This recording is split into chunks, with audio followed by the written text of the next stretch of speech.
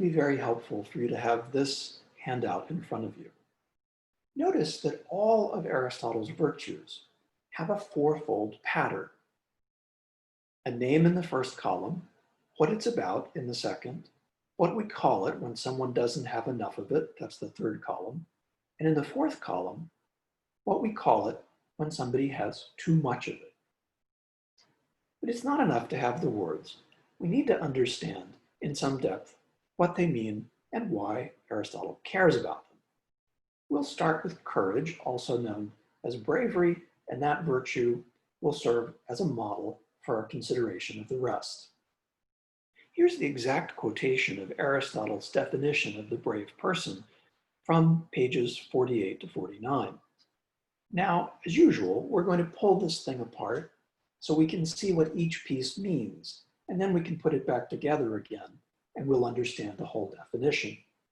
And with the future virtues, we won't have to pull every piece apart. We'll understand them much more quickly. The first thing I want you to notice is that bravery is actually about two different things. It's about fear, and it's about confidence.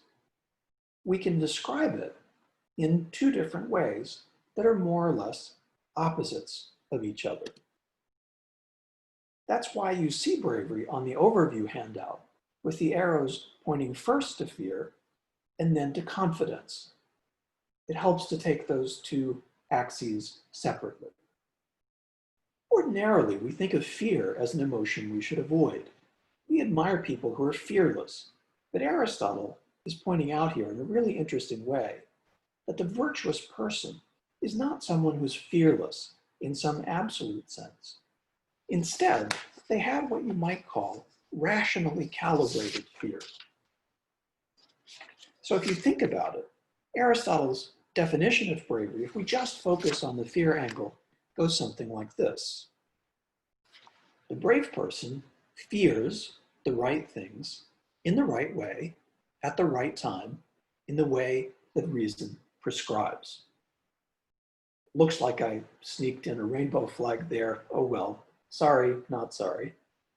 My first point here is that the brave person is characterized by having fear for Aristotle, not for being fearless.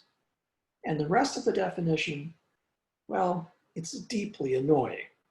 It says almost nothing. It's like my mother-in-law's recipes. She says things like, well, next you add the garlic. And you ask her, how much garlic? And she says, you'll see how much. Well, no, Toni, I won't see how much. That's what recipes are for. To tell me how much of something to put in.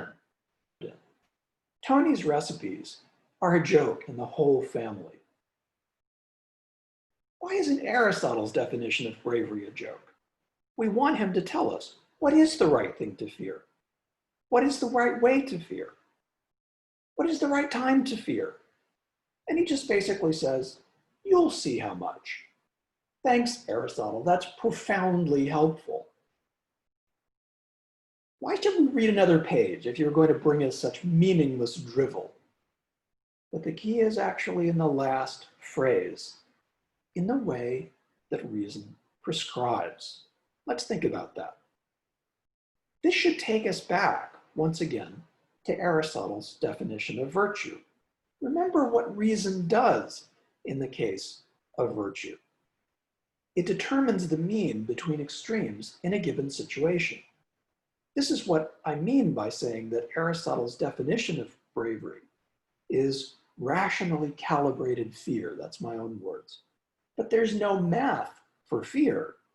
So how are we going to calculate the mean for bravery? And the key is in the next phrase of the definition of virtue. Remember what prudence is for Aristotle? It's not math. It's not something you can learn in first grade. It's practical wisdom that comes from experience, plus the willingness and ability to learn from experience. So what Aristotle means by the definition of bravery is that to be brave means to have precisely the fear that someone who is experienced in situations of this kind and has paid careful attention to their own experience in order to learn everything they can from it. That's the person who's qualified to determine the mean between extremes in this situation. Okay, so the definition is annoying, but not useless after all. The virtue of bravery has two vices. Too much fear, and a person is cowardly. Too little fear, meaning not being afraid of anything, and a person is called rash. So we're going to end up with a picture something like this, where not being fearful at all is a deficiency of fear, having far too much fear is an excess of fear, and bravery is somewhere in the middle. But I put a question mark there above the word mean, because it's essentially never going to be right in the mathematical midpoint. And if we think about it, it's almost always going to be to the left of the midpoint in this picture. Because think about what cowardice and rashness look like. The coward does nothing because they have so much fear. They're afraid of things that an experienced person doesn't fear at all. So the coward has a strong tendency to do nothing. But bravery almost always involves a tendency to take some action in situations where bravery is required. You want somebody who tends more in the direction of rashness, someone who has a tendency to take action. Then if we look at the handout again, we'll understand that bravery can also be spelled out as being confident toward the right thing. So there's a confidence axis, confident toward the right thing at the right time and so forth. And the difference that makes when we describe it that way is that the vices reverse. Cowardice is now a deficiency of confidence rather than an excess of fear. And rashness is an excess of confidence rather than a deficiency of fear.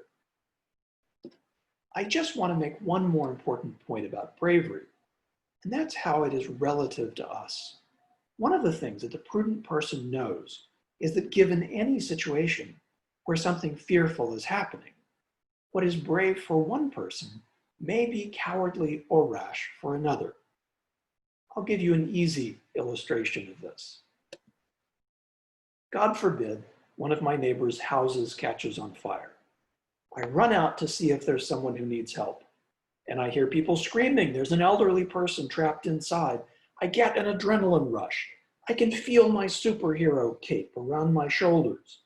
I think about running in to save them, but the firefighters are almost there. I can see one of them jumping off the truck and running toward the house, but I'd like to be the one to save Grandma and get my name in the news and have the mayor give me an award. But prudence kicks in. And I ask myself, is it reasonable for me to run into that burning building? Would it even be brave for me to run into that building? Well, let's look at the facts for a hot minute. I'm in decent shape for a man in his mid-50s. Oh wait, most firefighters are in their 30s and retire around my age. They have many hours of training. They have equipment to protect them, and I have asthma. I have asthma so bad that if I even try to stir fry something in the kitchen, I get an asthma attack. What's going to happen if I run into the burning building? Is Grandma going to be saved? Not by me. I'm going to collapse 4 or 5 seconds after I get into the smoke, and there's going to be 190 pounds of unconscious philosophy professor for the firefighters to drag out of the building while also trying to save Grandma. Prudence dictates that I pull back and let the experts be brave. In fact, because I'm afraid people will look at me and say, what a coward, just standing there watching. My version of courage in the situation, the mean relative to me at that point, is for me to risk embarrassment and criticism and do nothing or even move back. So I would be an exception to the rule in that situation, that the mean of bravery would be to the left of center, on the diagram.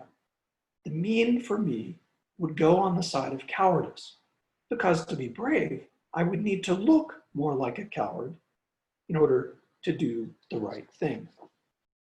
Rationally calibrated fear would tell me that at my age, in my physical condition, with my lack of training, the brave thing relative to me would be to do precisely nothing. There are 4 more virtues we're going to study. They're called temperance, generosity, magnanimity, and mildness. All of them follow the same pattern as bravery.